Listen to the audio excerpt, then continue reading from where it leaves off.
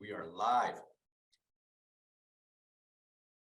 We're early and we have a solid turnout already. This is fantastic. If you guys can see and hear me, drop a comment in the chat. I'm going to open the chat up and you should be able to comment now. At the same time, bear with me. I'm streaming this into our Fix and Flip Foundation group, which we are now live there as well. I see my buddies, Ed and Eugene. What's up, guys? Good to see you in here. We're going to jump in a minute. We're starting these lives earlier by a minute or two because we realized that a lot of folks get the notification and then jump into the room before we start the stream. So we are aware and adjusting.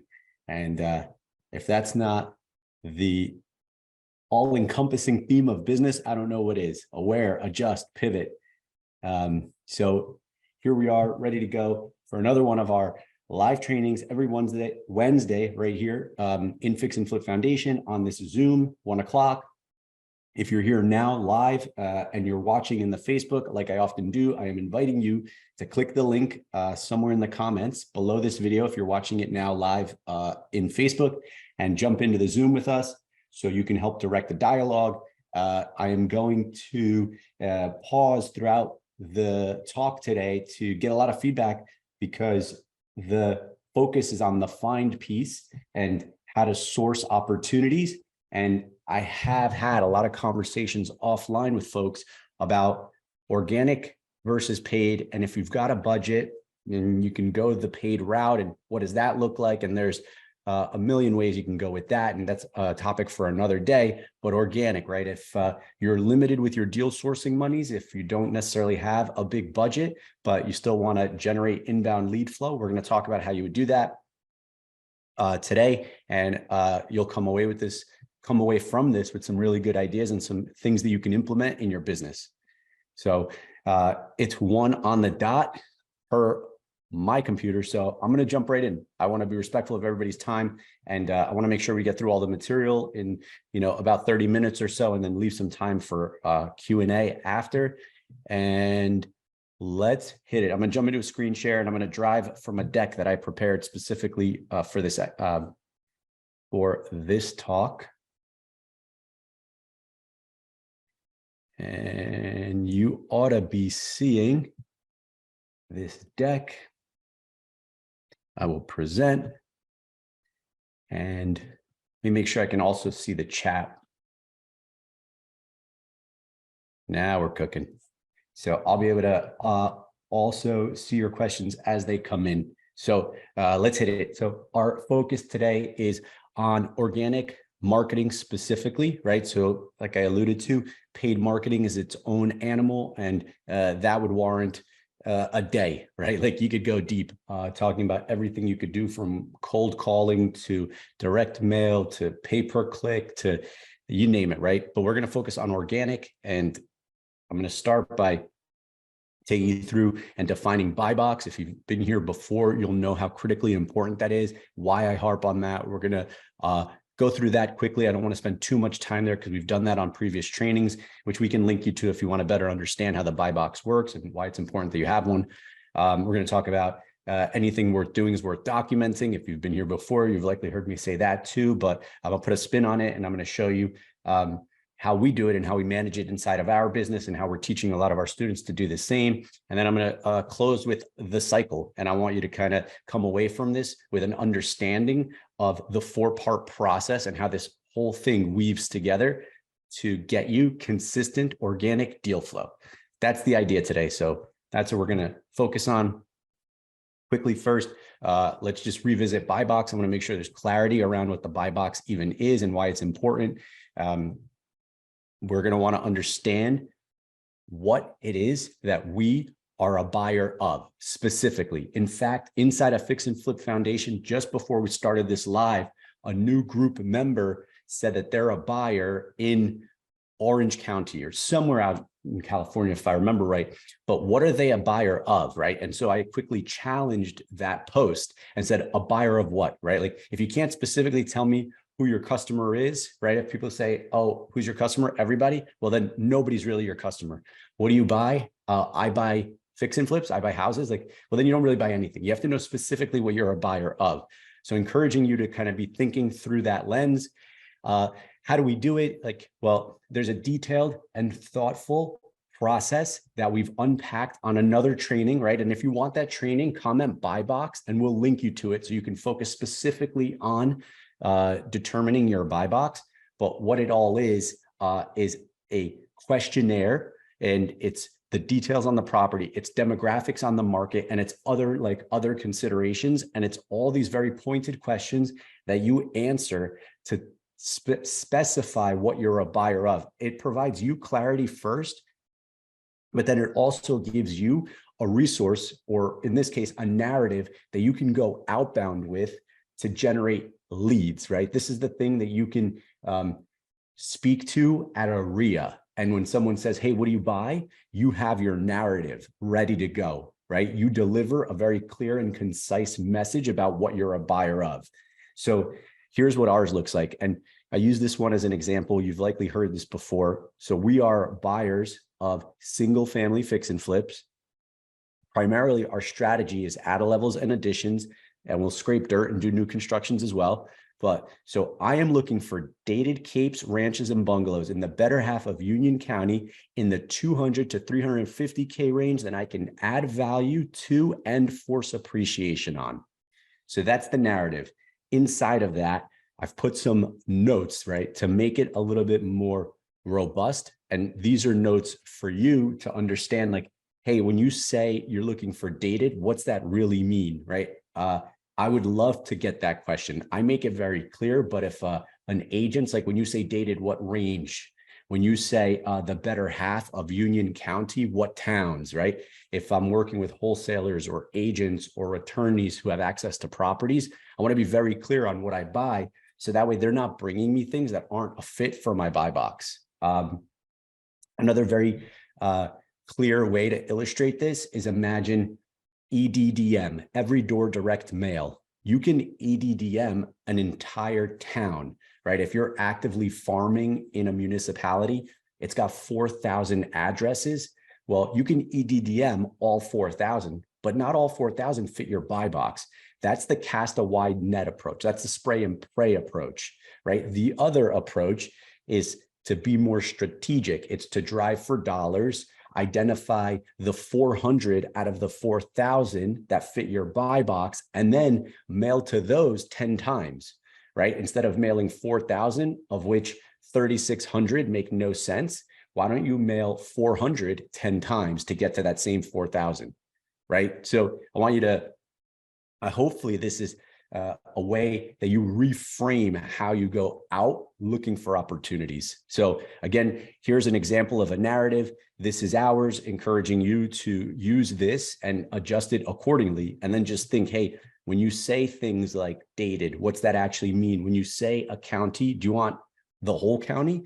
Like, I know for sure we don't want to buy in 7 or 8 towns in our farm, right? Because in that county, those 7 or 8 towns don't work for our model. So I discourage agents and wholesalers from sending me stuff in Irvington, New Jersey, Hillside, New Jersey, right? Like, we're not buyers there.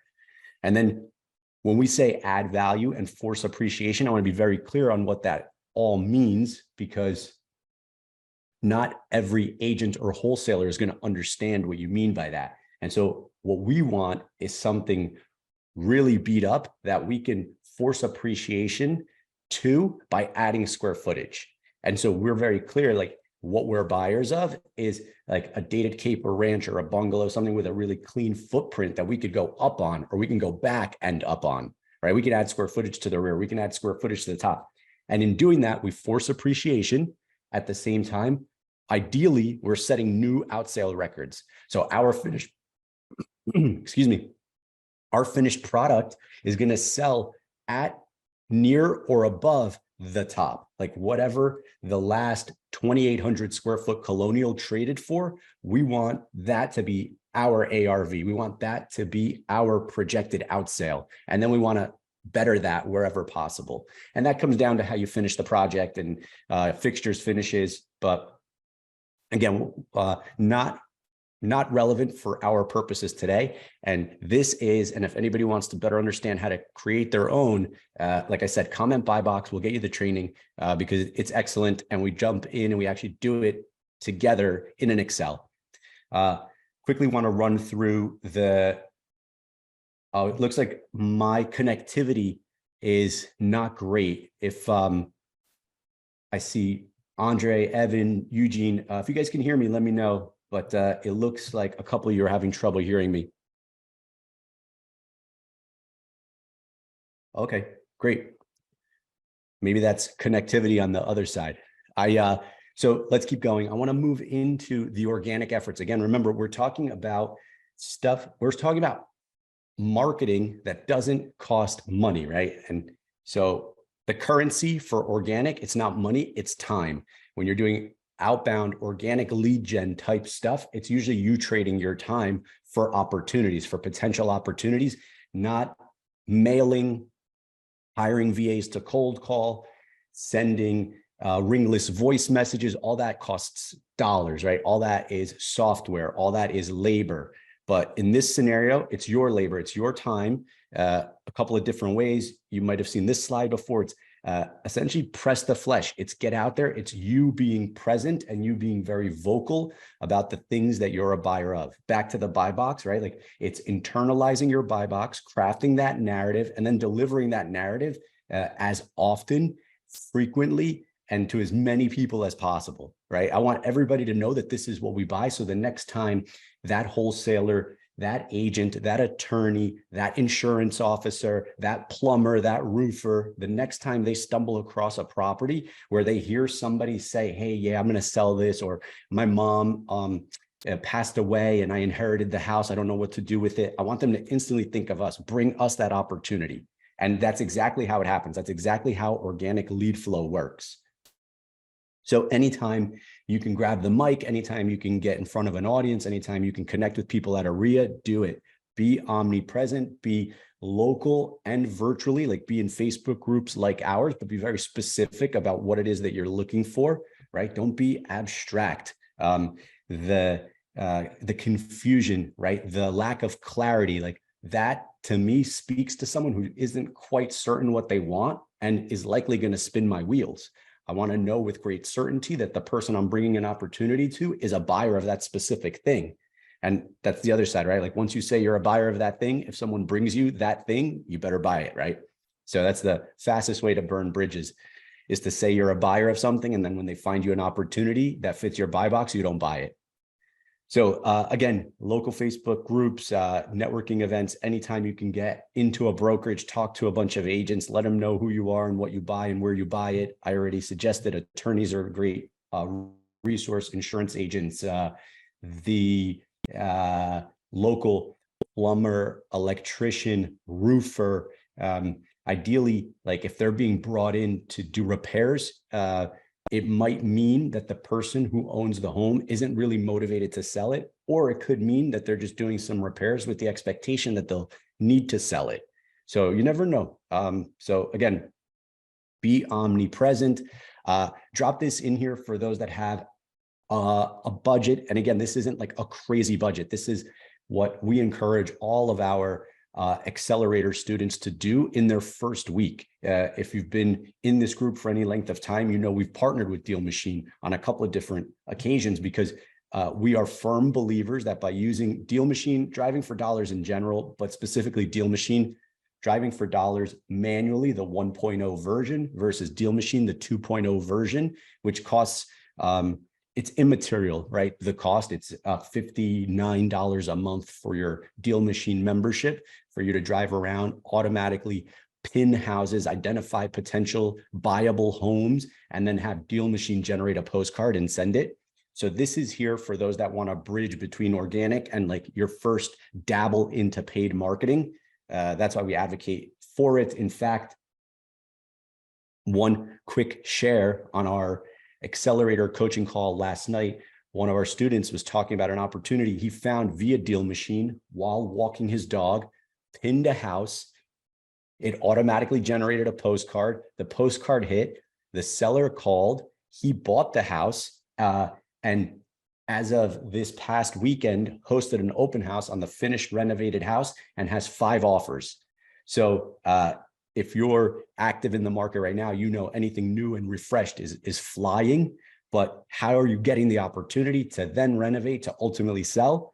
Driving for dollars, deal machine, organic outreach, all the stuff we're talking about today. And the numbers are, I don't think he'd mind me sharing, bought for 325, spent like north of 200, I think. I had 5 offers, highest and best at 790, if I remember right, the numbers. So you guys can do the math yourselves. It's an easy 6-figure plus net profit rehab as a direct result of using Deal Machine and spending $50 a month. So guys, it's a no-brainer. And now let's jump into the meat of this. This is where our proprietary process really kicks in. And so I want to be thorough here. Again, I want to be respectful of everybody's time, and I want to be able to get to your questions. So I'm going to run through this. Any questions you have with regard to the buy box and that first section, drop them in the comments. I'm going to get to them after I get through this section, because these two blend into each other quite well. So let me keep rolling. And so each time you do anything inside of your real estate business, you're creating an opportunity to document as opposed to create, right? Like, we're not saying sit there and come up with a script and do some sort of a video. Like, those of you that are YouTube fans will know like what it takes to put out a Mr. Beast video, right? Like $1 million per YouTube video. That's a lot of creating, right? That's a lot of producing. That's not what we're suggesting. We're talking about documenting what you're already doing, and in doing so, generating lead flow, both leads in the form of deals and dollars. So let me show you what that looks like. So we're preparing to send mail, right? Like, this is what that exercise looks like. We're modeling deals. This is what that exercise looks like visually, the creation of the reports, the drafting of the presentation, building out your deck, preparing to actually physically send mail out. If you're doing this in-house or if you're sending this to a mail house, doesn't much matter. What matters is that you're already doing it. You're going through the exercise. Why not document it and then disseminate that content? So instantly people are curious, right? Like, oh, you're sending out a bunch of mail. Like, what specifically is it about? What's the mail piece inside? Where is it going? What town are you buying in, right? You're going to generate a lot of inbound lead flow that way.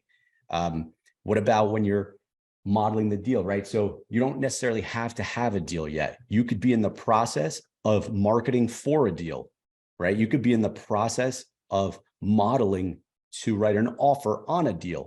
All of this is content. All of this is stuff that you could document and disseminate and put out in front of your audience that prompts them to think about you, think about the types of houses that you buy that they can bring to you for a finder's fee.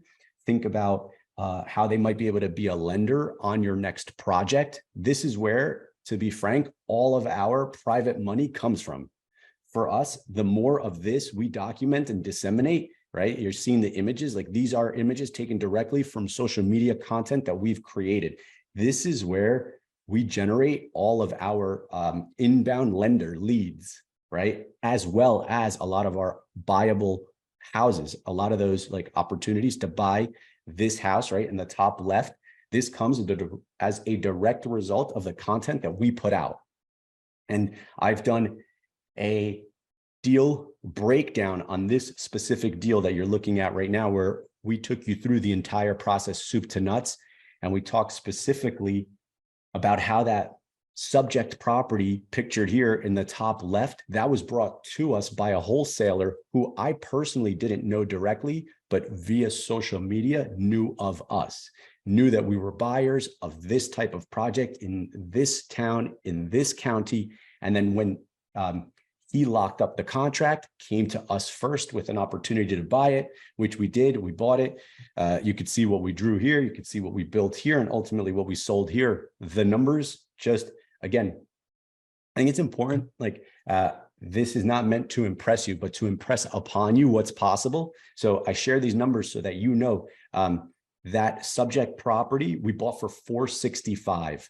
We spent just shy of 400, if I remember right, to do the renovation. And you can see here, our intention was to sell for 1,195. We actually sold for 1,234,567, right? 1,234,500.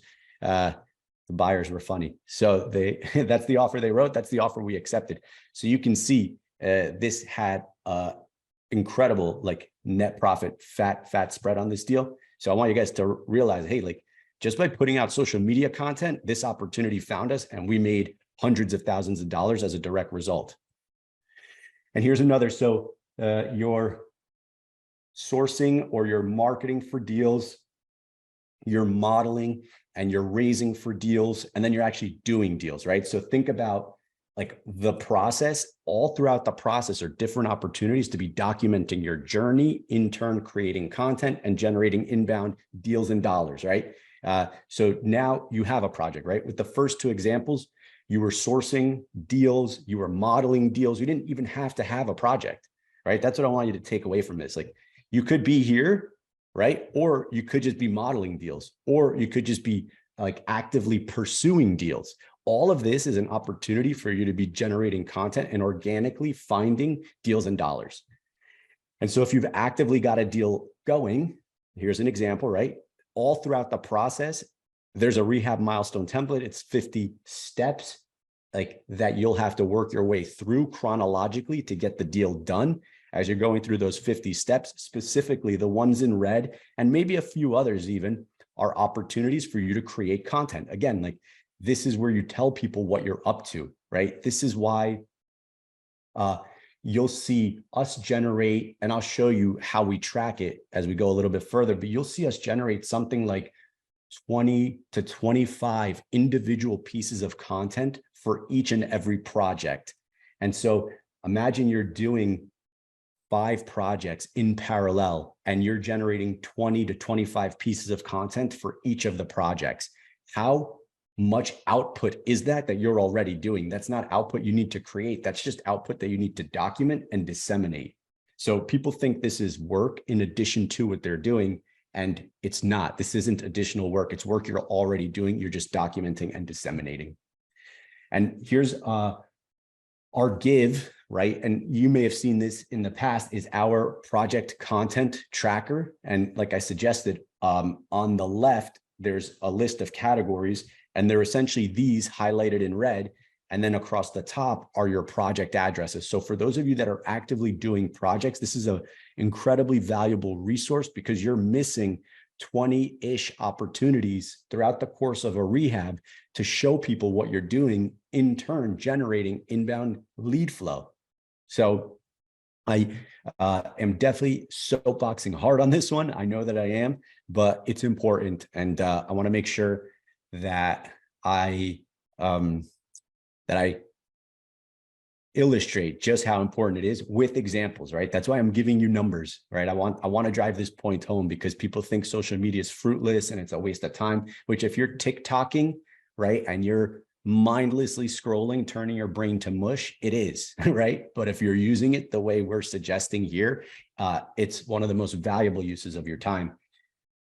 And so a couple of questions and comments. Alice, great story. I think that was in reference to our student Dennis's deal, not my deal, but yeah, that was great. And again, it's walking your dog, out for a run, riding your bike, driving to get coffee. All these are opportunities, right? Head on a swivel and like identifying an opportunity, and just whether you're manually pinning the house or if you're using Deal Machine to like electronically version 1.0 versus 2.0, doesn't much matter. The idea is that you're like identifying these opportunities, right?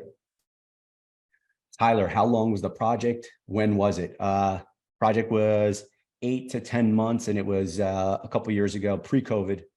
Don't remember exactly when, but those deals still work. Alice, when you see the mark for 700K slowing down since interest rates continue to go up, and these buyers, mostly cash buyers, so it doesn't matter. For New and refreshed homes, none of this matters. None of this matters. Everybody's worried about where the market is going and are things going to slow down, and there's no inventory. Like at the end of the day, supply and demand, there is far more demand than there is supply. Anything new and refreshed is flying. So I'm not worried about that. In fact, if what happened this weekend with our students is any indication of where we're at, we're in a really good place. I shared already the one story with the 5 offers listed at 725, best offers at 790, and still more to come. I also had another student talk about 9 offers in hand and more to come, right, on one project that he did an open house on. So things are getting 5, 10 offers because there's just no inventory. So don't be worried about the market. Like that's just a way to, that's just what keeps people stuck, right? People are worried about the market and they're not taking action when the biggest fear should be inaction. Do I use videos too? Absolutely. We won't get to that here. Certainly don't have time to play these videos, but what we've found is as you progress, the videos are the most impactful version of this. Like anything that you can document in video form, because if TikTok and Instagram have done anything with shorts and reels, is that they've got people used to consuming things in snippets, videos and snippets. So we've started doing all of our investor updates via video, right? So when we're on site, letting our private money lenders know where we're at on a project, we're doing it with front-facing video like I'm doing with you now, and it's so engaging. And then behind me, instead of this bookshelf, is a blown out house. And it's me telling the investor, first and foremost, thank you for your continued faith and confidence in us. Here's where we're at, talking them through it, keep it under 2 minutes, and then again, close hey, again, thank you for your continued faith and confidence in us. And if you have any questions about anything that you've seen here or anything I've said, don't hesitate to reach out. I'd love to have a conversation with you. See, this is how you can leverage media and you can leverage video. Great question, John. Tyler, is the timeline for permitting an ADA level normally quicker than building new? Yes, always. You save the utility connections, you save the existing foundation and footprint. You do not have to get a pest abatement. You do not have to get an environmental survey. There's a whole host of things that doing ADA levels that are beneficial when doing the ADA level and addition model versus new construction. And there's a whole bunch of things that make new construction great too. So how long do you think the market is going to be like this? Until the big production builders get their act together. And if you can think of a big production builder, like a Titanic, it's a big boat. When they start and stop, it takes them a long time, right? So for us and most of you on this call, we can pivot. We're small. We have that benefit. We can ramp back up quickly. At the moment, those big production builders who are stamping out houses have stopped, right? They've started to turn the machine back on, but it's going to take them forever, right? Because they're just big and they're like a big ship, right? Turning a big ship is far harder than turning a small boat. And so until they start producing more inventory to meet the demand, right? The supply to meet the demand, we are in a position of strength. Frankly, I'll just say it, right? If you're not doing deals now, you're missing an opportunity. Why aren't you doing deals now? You're sitting on the sidelines, right? And I'm not speaking specifically to Attila or Alice or anybody. I'm speaking generally to the public, right? We love to use the market as an excuse for inaction, when right now the people that are leaning into the market of the moment are crushing, guys, crushing. I don't know how else to say this. List at 725, 5 offers at 790, more to come. That's just one example. So anyway, yeah, I soapboxed again. Let me back down. Let me back off the soapbox. Again, I'll close with this. If you've been on any of these calls, you've heard me say this before. If it's worth doing, it's worth documenting. So document. Don't be caught up creating. We are not creators. We are not influencers. We are not social media influencers. We are people who are taking action. And in taking action, we're documenting our journey and publishing it so that other folks can align with it and get behind us and support us and ultimately bring us deals and dollars. And let me close with a very quick 4-step cycle. I want to just bring this all full circle. And this in and of itself could be an entire half-day seminar. So I'll do my best to keep this high level. And for those that want to go deeper on this, you can reach out to us. Evan's on this chat if you want to talk to him, encouraging you to do so. And he can talk to you about what we're doing inside of the accelerator, where we do all of this at like a far deeper level, right? That's us, my team and I working hand in hand with you guys to deploy these things in your business in a very real and tactile way. So again, 30,000 foot view for deal sourcing to help bring this whole thing full cycle is you need to be marketing for deals. Need to be engaging with sellers, need to be writing these sellers offers, and then you need to be following up on the ones that you don't close, right? So think about how are you going to generate lead flow? You can get lucky and stumble over an opportunity, but that's not a scalable and sustainable way of doing business. That's a way to do one-off deals and likely like chase closings. That's not a business, right? You are not in the business of fix and flip in that scenario. So what I'm encouraging you to do is just be outbound, lead gen, organic, or paid if you can do it. Like if you've got a budget, then of course you can layer on some paid, but the theme of this talk was to go organic. And then what are your preferred organic marketing efforts? What are the 1, 2, or 3 things that you can commit to doing, right? Start with 1, you don't have to do 3, but maybe the first one is I'm going to attend my local RIA every 3rd Wednesday of the month for the next 6 months. I'm making that commitment. That's thing number 1 that costs you no money. It may be $20 to pay for the food at the event. And in doing so, I'm going to tell everybody I bump into at that event that I'm a buyer and here's my buy box, right? The second thing, organic lead gen wise might be, say that you have deal flow, like you're already active. All right, I'm going to make a commitment to document 5 things. Like I'm going to choose 5 from the project content tracker. I'm going to choose 5 different milestones, and I'm going to make a conscious effort to document those 5, right? You don't have to do all 20 right out of the gate, right? And that's organic. You're already doing that if you're active. Let's say you don't have a deal. Another one for an inactive investor who's not like on projects might be, I'm going to pin 50 houses every Saturday, every Sunday. I'm going to get my coffee, and instead of going back home, I'm going to take the long way home and meander through town, and I'm going to identify 50 houses that I would be a buyer of, right? Like that doesn't cost you any more time or money. Well, it does cost you more time, but no more money, right? You were going to go waste that time anyway. So use it to pin houses that you'd be a buyer of. So again, connect with sellers. Here's one. I can be very frank with you, right? If you have an aversion to speaking to sellers, you cannot buy houses, guys. Like that's simply, you can understand that, right? You cannot buy houses if you don't talk to sellers unless you're going to use an agent, right? And now you're buying on MLS, which we also advocate for when it works. But if you're going to go organic, you're going to go direct to seller, you have to be willing to have a conversation with a seller. And if you have an aversion to doing that, which it's fine if you do, maybe you're introverted, maybe you get nervous, maybe that's not your strength. You know, there are people who that is their strength, that is their unique ability, right? I am relatively good engaging in conversation with sellers. I have a friend locally who's infinitely better. And so when an opportunity presents itself where I feel like this is going to be a little bit of a tougher negotiation, I know who to send, right? I send the seller whisperer because he's better than I am with a unique type of seller, right? If it's an older type of seller, I engage, I connect really well, right? So it depends. So I say all that to say that if you have an aversion to talking to sellers, you're not going to buy houses unless you align with someone who's comfortable talking to sellers. So again, think about that, decide which one you are. And if you're not the one that talks to the sellers, partner with someone that talks to sellers.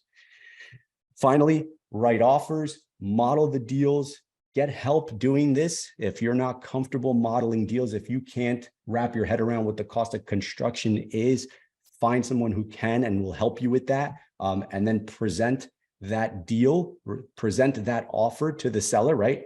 Have a dialogue with the seller, understand what their expectations are. What are they trying to get out of the property?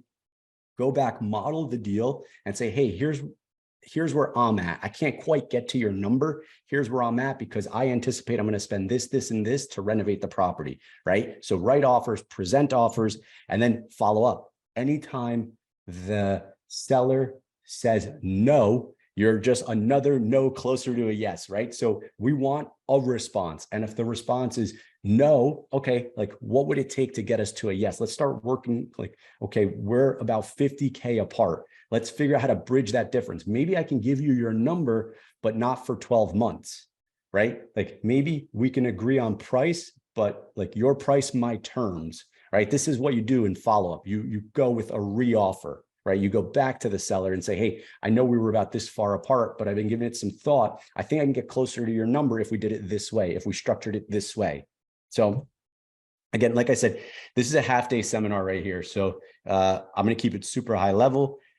And then hitting you with a question, right? What are you willing to do? What are you most compelled to do based on what we talked about today to dial in your marketing efforts, specifically around organic, right? We don't need to go too deep on paid here, but I'm curious, give me some feedback in the comments on what most resonated with you here and what you're likely to implement first as I jump out of the screen share, and then I'll jump into some questions. Excuse me. I get thirsty. I get thirsty talking like this, getting all juiced up, talking to you guys about organic deal sourcing. Orlando, if it's worth doing, it's worth documenting. Jem, thanks, buddy. I appreciate that. It is definitely a Gabe-ism, and it's been with me for a long time. Tom, any other options besides Deal Machine? There is another, I'm blanking on what it's called. I think it's a Pace Morby owned software. It's not Privy, but anyway, there is another, but I don't know why we wouldn't use another. I'm just like, Deal Machine is affordable and it works, and my experience with it has been great. So I don't know any reason to deviate, but if you want to try another, I would look into the one that Pace Morby owns. I don't know the name of it. Alice, go to RIA's Facebook groups, Zillow for sale by owner. Yes, that's a great one. Oh my gosh. Alice, FSBO, we hit a FSBO up on Sunday, driving home from a family barbecue, saw for sale by owner, said this is a buyable house. It's overgrown. Clearly nobody's living in it. And we could see an opportunity here to add a level to it. Called, the seller was at 700. We quickly did our math. We thought we'd be closer to 650. So we're not that far apart. The deal works at 675 because it's a 2.1 ARV new construction, and it's a 1.6 ARV at a level. So there's multiple exits for that one. And again, it was a FSBO. Document your efforts. Yes, yes. Oh man, I love this. This is good energy. A lot of people committing to taking action in the chat. How do you get Deal Machine to check it out? Tabitha, you have access to Deal Machine via the accelerator. So just you can reach out to Annie. She can get you access, and then you can sign up, and there's a trial, and there's a bunch of free credits for accelerator members. It is Privy. Okay, yeah, maybe that's right. I knew Privy was in my head for a reason. I'm having a hard time using tech CRM issues. Yeah, best way to avoid that is use Excel.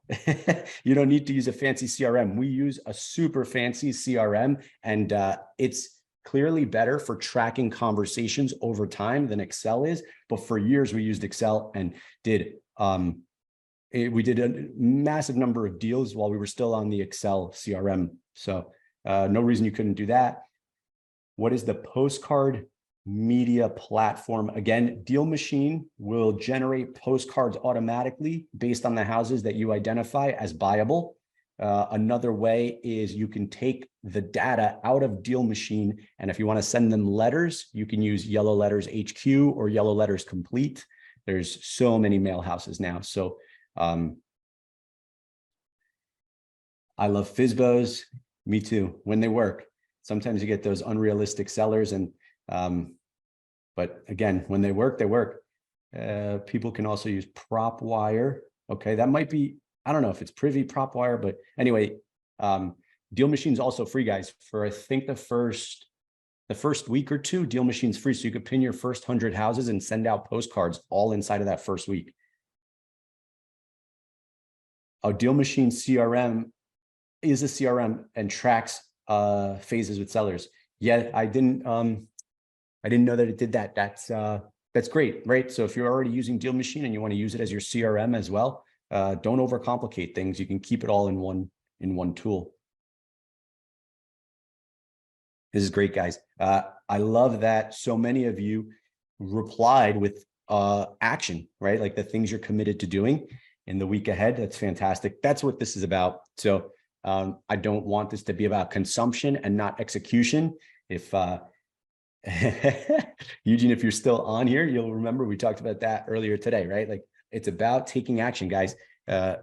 So encouraging you to go out there, to take action, to already document what you're already doing, right? You don't have to reinvent the wheel. Like I said, we have a resource that you can use to track and manage your efforts, the things you're already doing. And I don't know how to best illustrate it, guys. This was awesome. We are at the mark right here, right? 140, perfect timing. I want to leave you with this. I want to leave you excited to go and do this stuff, to go take action. And if you need us for anything, of course, hit us up. You can access Evan and the team through the chat here. And hopefully we'll see you guys on the inside.